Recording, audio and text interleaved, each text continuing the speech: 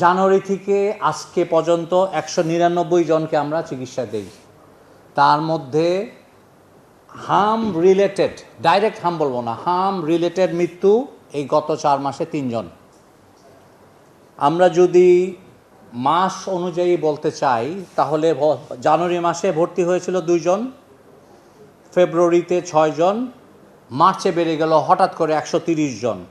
এপ্রিলে দেখেন আজকে কয় তারিখ, আজকে 6 তারিখ, এই 6 তারিখের মধ্যে 61 জন।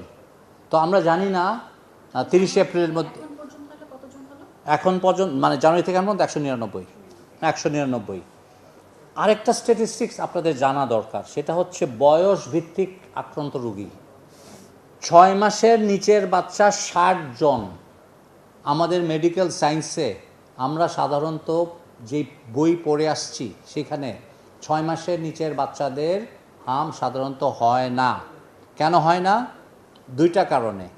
একটা ছিল বাংলাদেশের সবাই কিন্তু কম বেশি হামে আক্রান্ত হয়, হাম জল বসন্ত দেখবেনই সবাই, আমিও হয়েছি। ফলে কী হয়, শরীরে অ্যান্টিবডি তৈরি হয়। মায়ের যেই রেডিমেড মানে যেটাকে বলে প্রিফর্ম অ্যান্টিবডি, ওইটা মায়ের প্লাসেন্টা দিয়ে বাচ্চার শরীরে যায় এবং 6 মাস পর্যন্ত বাচ্চাটাকে মোটামুটি একটা প্রোটেকশন দেয়। সেই জন্যই আমাদের হামের টিকা ছিল 9 এবং 15 মাস। তো আমরা ধরে নিতাম যে 9 মাসের আগে হয় না। পিকুলিয়ারভাবে এই বছর যেটা হচ্ছে পিকুলিয়ার এবং খুব আতঙ্কজনক ব্যাপার যে 6 মাসের নিচের বাচ্চা আমরা এখন পর্যন্ত পেয়েছি 60 জন।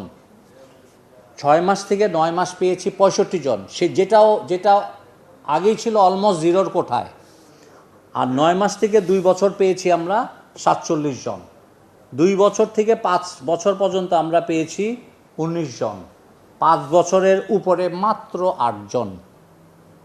তাহলে বুঝেন যে বয়সভিত্তিক যে হামের আক্রান্ত রোগীর সংখ্যা একটা টোটালি 360 ডিগ্রি ঘুরে গেল because of so many reasons. তার মধ্যে আমরা যেটাকে সবচেয়ে বেশি করি কোভিড-19 2টা মূল ঘটনা ঘটেছে। একটা হলো আমাদের টোটাল রুটিন চিকিৎসা ব্যবস্থা ডিসরাপ্টেড হয়ে যায়। ভয়ে কোনো ক্লিনিকে যেত না। অনেক বাসায় কিন্তু আপনারা দেখেছেন ডাক্তারদেরকে বাসা থেকে বের করে দিয়েছে, যারা ভাড়াটিয়া ছিল, ডাক্তার নার্স কিন্তু ঢুকতে দেয় নাই। খেয়াল করবেন, তেজগাঁতে কোনো একটা বড় গ্রুপ ওরা কিন্তু একটা হসপিটাল করতে চেয়েছিল, কোভিডের হসপিটাল। ওই এলাকার লোকজন কোভিডের ভয় করতে দেয় নাই। তো এই কোভিডের কারণে কিন্তু আমাদের স্বাস্থ্য ব্যবস্থার উপর একটা বিরাট আঘাত আসে। ফলে রুটিন যেই ইমিউনাইজেশন, যেটাকে বলে আমরা EPI, expanded programme on immunization, it was totally disrupted. Even 2021-এও কিন্তু আবার আপনার লকডাউন হয়েছিল। ফলে দেখেন 2টা বছর কিন্তু একটা বিরাট ব্যাপার। যদিও বাংলাদেশের টিকা ব্যবস্থা একটা ওয়ার্ল্ড স্ট্যান্ডার্ড, একটা মডেল, স্ট্যান্ডার্ড বলবো না, একটা মডেল আমাদেরকে ফলো করে। আমাদের কিন্তু একটা স্ট্রং ইনফ্রাস্ট্রাকচার আছে, ইভেন গ্রামেও যদি যান। কিন্তু কোভিডের কারণে ওটা ডিসরাপ্টেড হয়ে যায়। আর পরবর্তীতে কোভিডের টিকা দেওয়ার পরও কিন্তু মানুষের মধ্যে কিছু কুসংস্কার ঢুকে যে এটা দিলেই হয়, হার্ট অ্যাটাক হচ্ছে।